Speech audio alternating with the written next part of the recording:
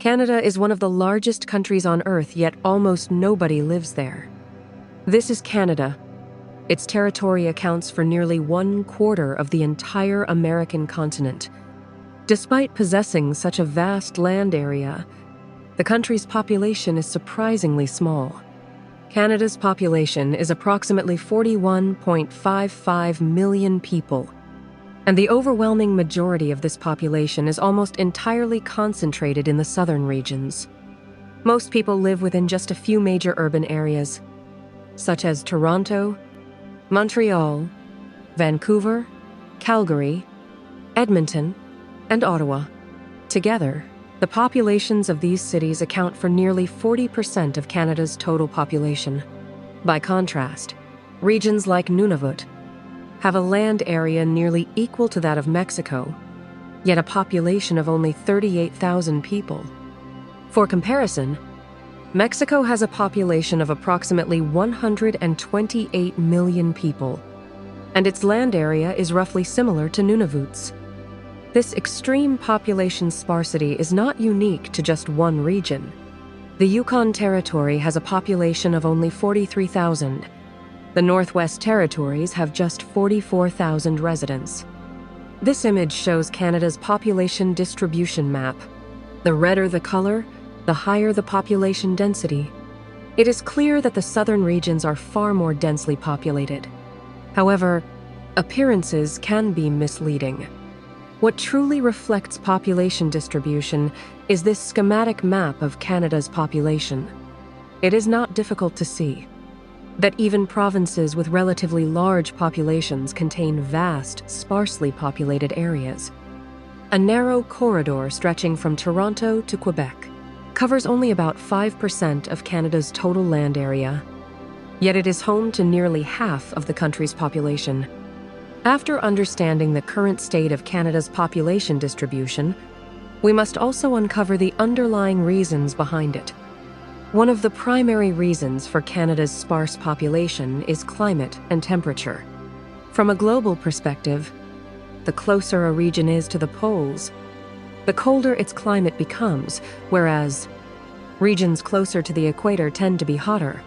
Canada's geographical location lies close to the Arctic, making it heavily influenced by extremely cold climates.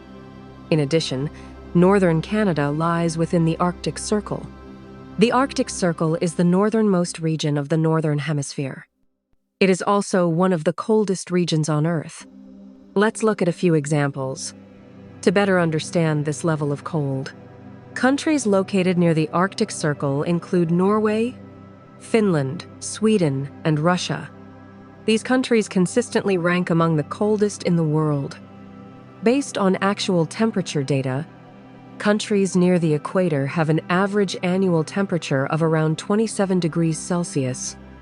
The United States, located at slightly higher latitudes, averages about 15 degrees Celsius annually.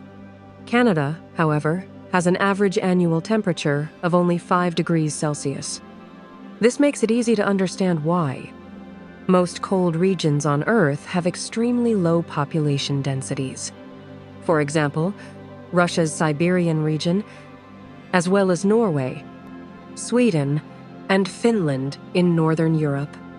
Their populations are also heavily concentrated in the southern parts of their territories. This Nordic population distribution map clearly illustrates the pattern. Populations are mainly concentrated in the relatively warmer southern regions. Iceland's situation is even more extreme.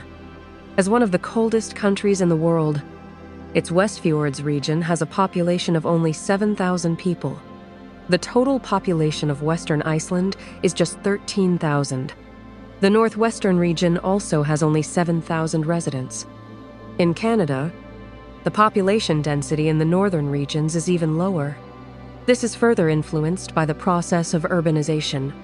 As urbanization accelerates, large cities continue to expand. Meanwhile, many rural areas and small towns experience population decline as people migrate to major cities. This trend is also closely tied to Canada's immigration policies. New immigrants to Canada tend to settle in major cities. This is because large cities offer more high-paying job opportunities. As a result, the provinces that receive the most immigrants are Ontario, Quebec, British Columbia, and Alberta. Ontario and Quebec host the nation's primary economic and financial centers. Alberta and British Columbia are home to major industrial hubs. Currently, immigrants account for nearly 20% of Canada's total population, and this number continues to grow. The Canadian government views this trend as positive. It helps enhance the country's overall competitiveness. In addition to these factors, trade has also played a critical role in driving population concentration in southern Canada. Northern Canada borders Greenland. The surrounding waters remain frozen for most of the year. This results in almost no human development activities in the northern regions. Even more challenging, northern Canada is largely covered by the Canadian Shield. This region has complex geological conditions. The soil is thin and nutrient-poor, making agricultural development extremely difficult. Human survival depends heavily on food production. The Canadian Shield covers most of northern Canada. By contrast, southern Canada borders the United States. As early as the 18th century, this region had already become the trade core of the area. At that time, the eastern coast of the United States was home to 13 British colonies. These colonies thrived through triangular trade. Agricultural products and goods were shipped northward to other colonies. They were then exported to Europe. Meanwhile, present-day Canada and parts of the United States were controlled by the French. The French firmly controlled the Gulf of St. Lawrence. This region later became the core economic zone of the area. Montreal and Quebec City developed as key cities based on this advantage. Ships entering the Gulf of St. Lawrence could travel deep into Canada's interior. French and British colonists used waterways to expand inland territories more efficiently. However, ships could only reach as far as Montreal. Beyond that point, the river's current became too fast for large vessels to navigate. This was a major reason for Montreal's rapid rise. By the 19th century, new shipping routes and canals were gradually constructed. The completion of the St. Lawrence Seaway allowed ships to bypass natural limitations. This enabled deeper access into Canada's interior. In the 20th century, additional canals were opened, achieving full navigability across the region. With the expansion of shipping, a number of major cities emerged along the Great Lakes. Chicago and Detroit are classic examples. These regions also enjoy climate conditions far more suitable for human settlement than the north. As a result, southern regions developed first and became increasingly prosperous. Since the northern regions lacked economic value at the time, colonists had little incentive to develop them. This situation closely mirrors the development patterns of Nordic countries. Northern Europe's northern regions border the ocean. Aside from marine resources, they offer little development potential. The southern regions, however, border countries such as Germany and Poland. This allowed direct trade connections with mainland Europe. For early modern Nordic kingdoms, this represented a far more advantageous development path.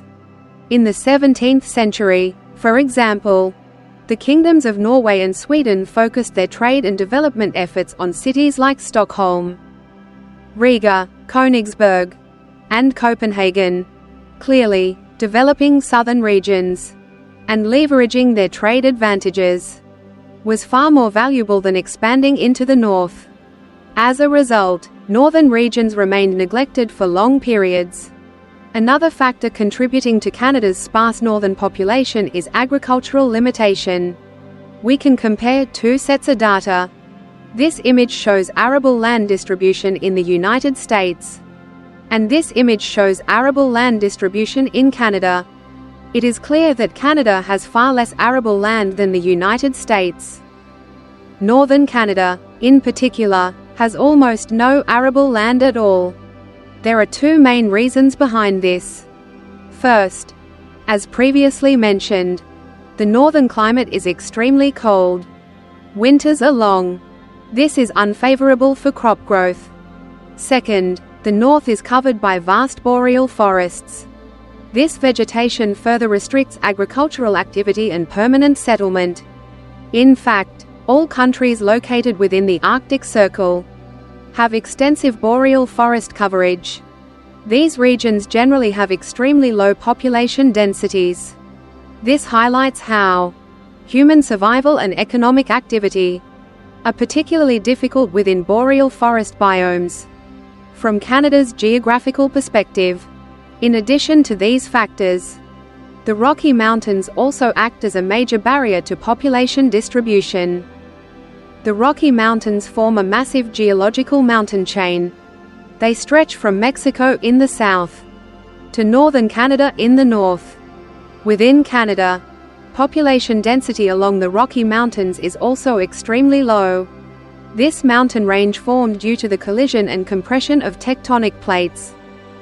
Similar geological processes occurred in South America. In the Andes Mountains, high-altitude regions are likewise sparsely populated. Canada appears to be surrounded by multiple geographic barriers.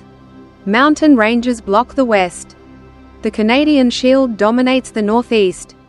The north is defined by extreme cold and vast boreal forests, combined with numerous barren islands.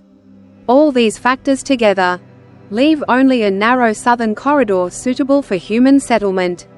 This is the fundamental reason why Canada's population is so sparsely distributed.